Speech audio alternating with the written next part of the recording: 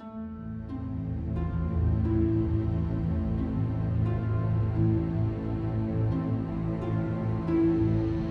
routine. When I was 17, I had a newspaper route in a quiet Midwestern town called Briarfield, Ohio. It was the kind of place where nothing ever changed. Same streets, same porches, same faces every morning. One of my stops was Margie Holloway. Everyone knew Margie. She was in her late 80s, lived alone in a narrow white house at the end of Cedar Lane, and never missed a day of her newspaper. Her husband had died years ago. Her children had moved away, and somehow, she was still there. Margie didn't open the door anymore. Her arthritis was bad. Her voice was weak. So every morning I'd knock once, open the door, and leave the paper on the small oak table near her bed. She liked it that way. Sometimes she was awake.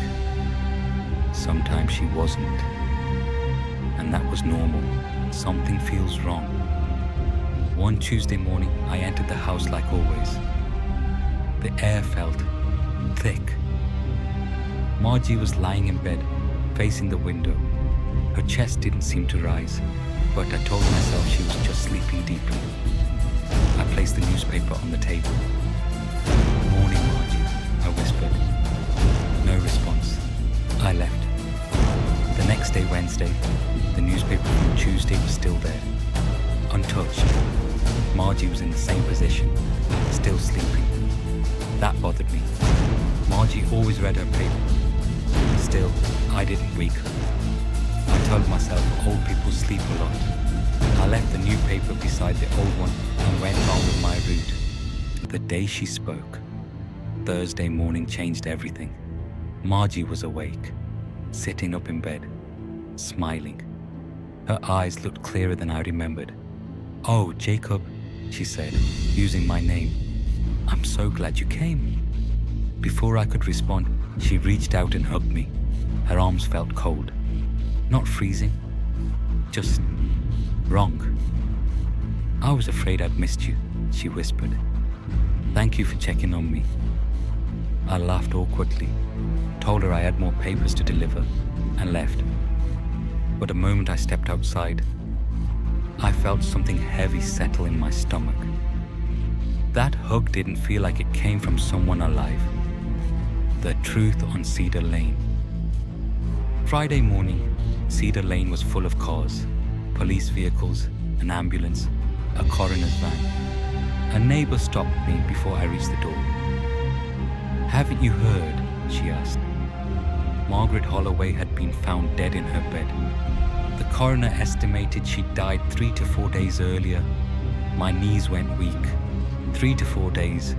That meant I had spoken to her after she died.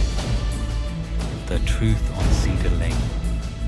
Friday morning, Cedar Lane was full of cars, police vehicles, an ambulance, a coroner's van.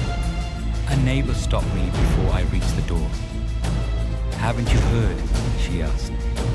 Margaret Holloway had been found dead in her bed. The coroner estimated she died 3 to 4 days earlier. My knees went weak. 3 to 4 days. That meant I had spoken to her after she died. What they never explained. The police questioned me gently. I told them everything.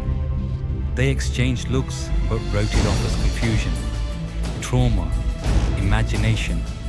But one detail stopped the coroner cold. Margie's body position. She had been found lying exactly the way I'd seen her every day, except for one thing, her arms.